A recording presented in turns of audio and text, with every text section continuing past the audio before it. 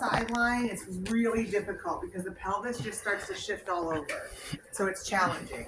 Okay, so what I like to do is kind of come up under put the patient's thigh on my knee if I can. I don't even care if their pelvis rotates. It doesn't matter. I'm going to mobilize the joint.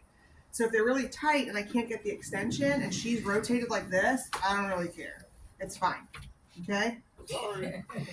And now for some mood lighting. Okay?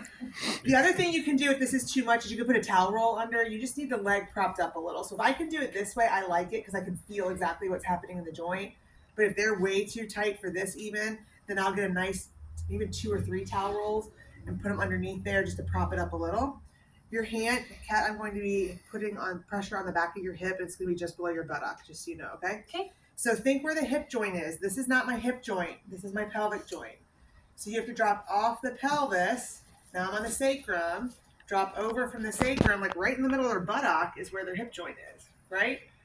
So I come down just a little bit. You can kind of feel the edge of the bone in there. And on hip joint mobs, I tend to use my hypothenar eminence. I'm not saying it's the only way. You can come in and do it this way. I don't like my thumbs to get too close to genitalia. It feels awkward. My fingers will be here, but I can angle my fingers down to her thigh, so I'm not getting in. You can create a little more of a stimulation than you would like. It happens, but we would like to avoid it. So here I can get my hand right on the bone. I'm going to support by her knee, and I can just push down to feel where the tension is, and then I can either, again, do some oscillations.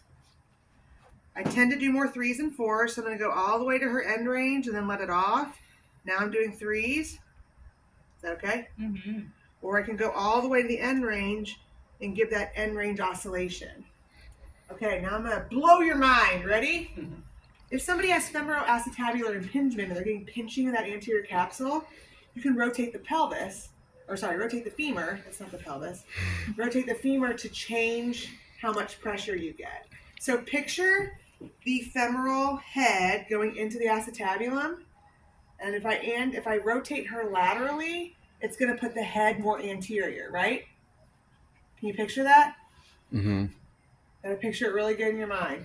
And you can almost do it here. We can do it on yourself. You can picture the femoral head going in. So if I rotate out, I'm angling that femoral head forward more. So if I rotate her out, I can do the same thing. Ooh, I can't push as hard because I've put a lot more of that ball right into the capsule. And so I'm not going to push as hard because it feels very firm and tight. All right. If they're super tight, I'll do the other way too, just to get a multi-directional mobilization. But giving a little external rotation while you mobilize it can be good. I'd love for you guys to try a hip joint move on each other. If you have hip problems or if you have joint laxity, please don't. That's why groups of 3 are nice, because someone in your group is probably okay to do that. If you would like some guidance, I'll come over and slide my hand under so I can see how much pressure you're putting. But patients give feedback. It shouldn't hurt. Even when they're really tight, it doesn't hurt. It feels like a big stretch. So if something's hurting, you're probably doing something just a little off.